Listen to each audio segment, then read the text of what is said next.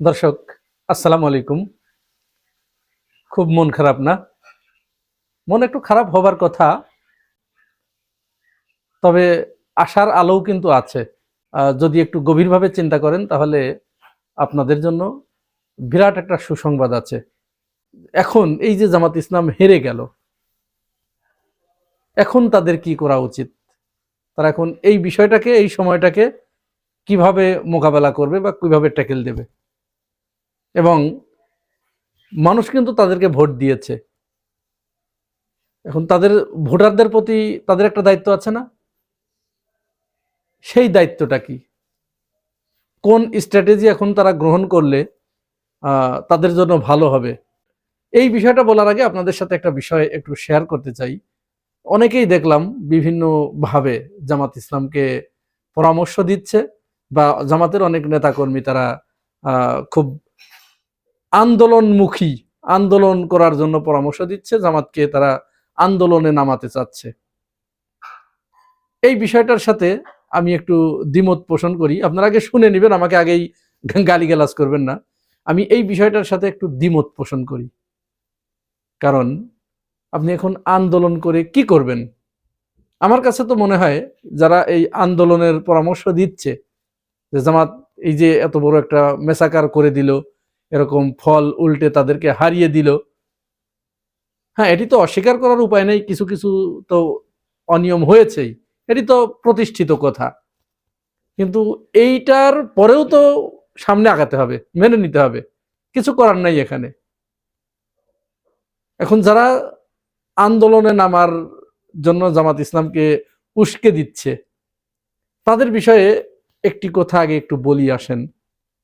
আচ্ছা, চিন্তা করুন তো আপনারা, 5 আগস্ট 2024 এর আগের কথা একটু চিন্তা করুন তো, কোথায় ছিল জামাতের অবস্থান? এই রাষ্ট্রের প্রতিটি অণু পরমাণু, প্রতিটি ধূলি, প্রতিটি কণা চেয়েছে বিএনপি ক্ষমতায় আসুক। জামাত ইসলাম জনগণের ভোট পেয়েছে, প্রচুর ভোট পেয়েছে। তাদের জন্মের পরে 71টা আসন পাওয়া এটাই প্রথম। এটাকে আপনি যদি আপনার পরাজয় ভাবেন তাহলে ভুল করবেন। এটা আপনার বিজয়, মহা বিজয়। এই যে 71টা আসন, এটা জনগণ ভোট দেয় নাই? অবশ্যই জনগণ ভোট দিয়েছে। আরো একটু পেলে ভালো হতো, এবং এক্সপেকটেশনও ছিল আরো একটু পাওয়ার, কিন্তু সেখানে একটা কিছু হয়েছে। এখন এই আসনগুলো পাওয়ার পরে বা অনিয়ম হয়েছে, এইটার পরে এইটা ভেবে যদি বিএনপিকে সহযোগিতা না করে, বা যারা সরকার গঠন করতে যাচ্ছে তাদেরকে যদি সহযোগিতা না করে আন্দোলনে যায়, তাহলে বলুন তো কি অবস্থা হবে জানেন? আন্দোলনে নামার সাথে সাথে এই রাষ্ট্রের যারা চায় নাই জামাত ক্ষমতায় আসুক, যারা এই রাষ্ট্রের যারা মনে করেছে যে জামাত ক্ষমতায় আসলে তাদের স্বার্থের চরম ব্যাঘাত ঘটবে। কেমন ব্যাঘাত ঘটবে আমি একটা উদাহরণ দেই।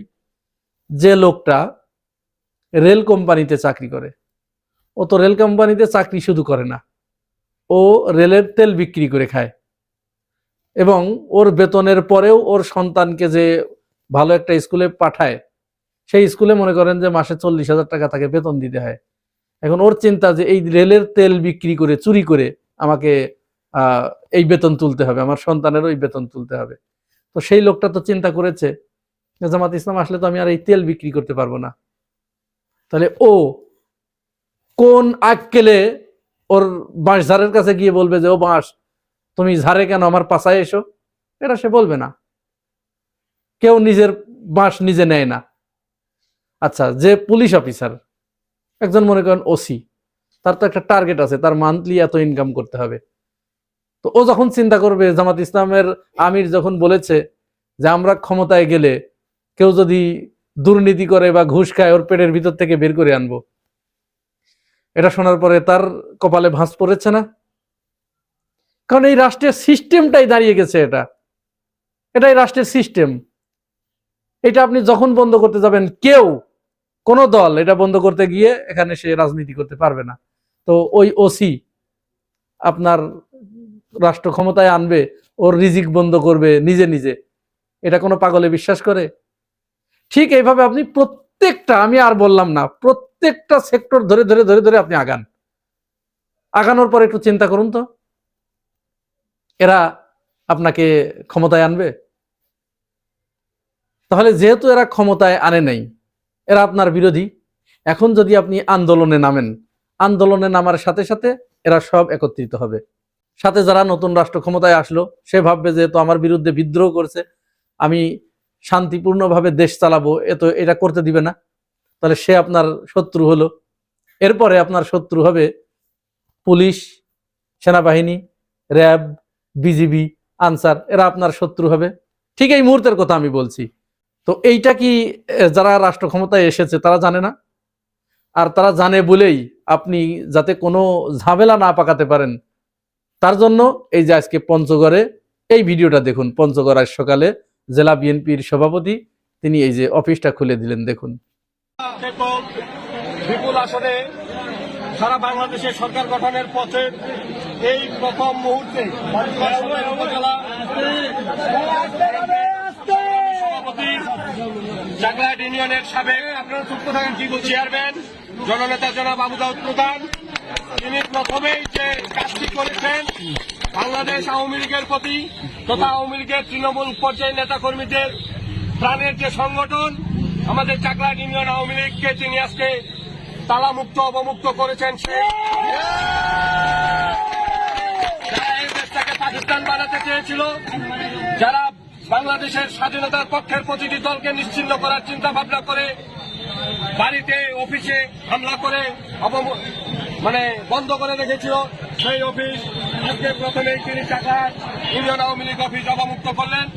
চাকলাট ইউনিয়ন আওয়ামী লীগ সহ সকল অঙ্গ সহযোগী সংগঠনের পক্ষ থেকে দিনের কাছে আমরা কৃতজ্ঞতা প্রকাশ করছি। সেই সাথে আগামী দিনে যে কোনো মিছিল, মিটিং, আন্দোলন, সংগ্রাম, স্বাধীনতার সপক্ষের সকল উন্নয়নের ক্ষেত্রে আমরা না আওয়ামী লীগ, না বিএনপি, না জাতীয় পার্টি সকলে ঐক্যবদ্ধ হয়ে স্বাধীনতা বিরোধীদের পক্ষে থাকবো এবং ঐক্যবদ্ধের ভিত্তিতে উন্নয়নমূলক ইউনিয়নের উন্নয়নের আহ্বান জানিয়ে আমি আমার কথা শেষ করছি। ধন্যবাদ সবাইকে। তাহলে তাকে যে নামানো হলো, ডেকে আনা হলো, এটা কি এমনে এমনে? তাদের মাথা কি আমার আপনার মাথার মতো? তো সে তার সম্ভাব্য বিপদ কোন দিক থেকে আসতে পারে সেই বিপদ ঠেকানোর জন্য তার স্ট্র্যাটেজি থাকবে না? তাহলে এই যে তাকে আনা হলো। কিন্তু এরপরে নির্বাচনের দিন রাত্রে যখন এই যে ফজলুর রহমান কিশোরগঞ্জের উনি যখন বিজয় লাভ করলেন, তার স্লোগানটা শুনেছেন?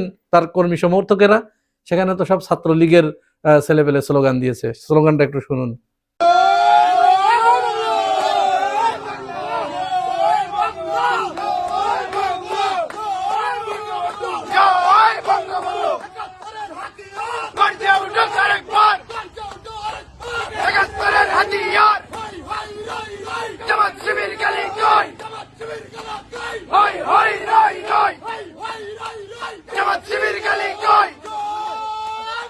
তাহলে এরাও এসে যোগ দেবে। এরা হচ্ছে সুযোগ সন্ধানী।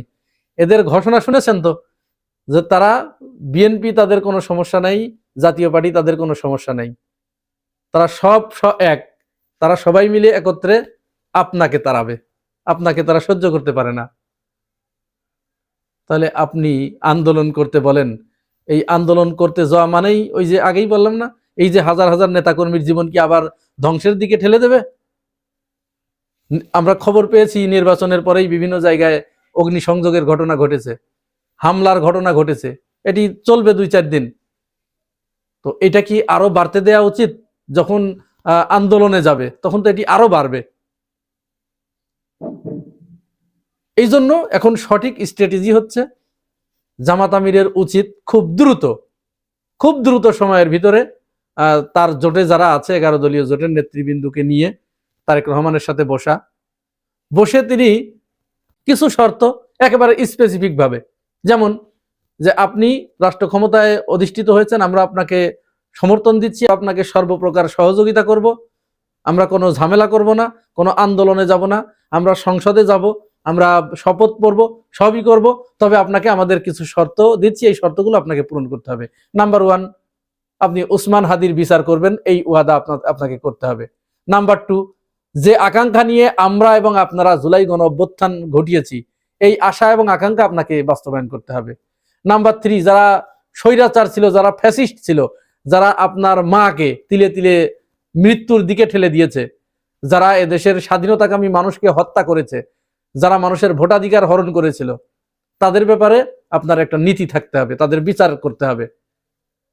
নাম্বার 4, আপনি আপনার বিরোধী দলের নেতাকর্মীদের বাড়িঘরে যে অগ্নিসংযোগ করা হচ্ছে, তাদেরকে যে হামলা করা হচ্ছে, এটি বন্ধ করতে হবে।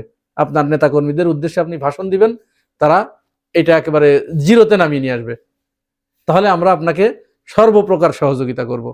আর যদি আপনি এটি না করেন, তাহলে সেটাও বলেন, পরিষ্কারভাবে এটি আমরা সাংবাদিকদের মাধ্যমে জাতিকে জানাবো। যদি না করেন, তাহলে আমরা মাঠে আন্দোলন করব, আমরা সংসদে যাব না, ইত্যাদি ইত্যাদি। যাই হোক, এটা জাস্ট আমার মনের কথা বললাম।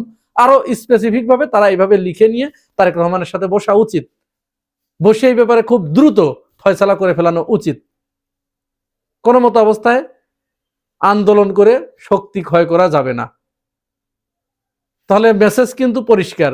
এখন জামাত ইসলাম তাহলে বাকি সময়টুকুতে 5টা বছর সময় পেল, এই 5 বছরের ভিতরে তার দলকে আরো সুসংগঠিত করুক।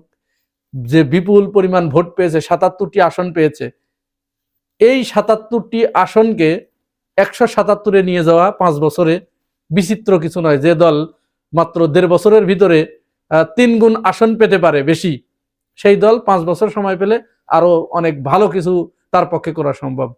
এদেশের অর্থনীতিটা একটু ভালো পর্যায়ে আসুক, দেশের আইন শৃঙ্খলা পরিস্থিতি একটু ভালো পর্যায়ে আসুক, আন্তর্জাতিকভাবে বাংলাদেশ এখন যে একটা ভালনারেবল অবস্থায় আছে, সেইটার ব্যাপারে একটু স্থিতিশীলতা আসুক।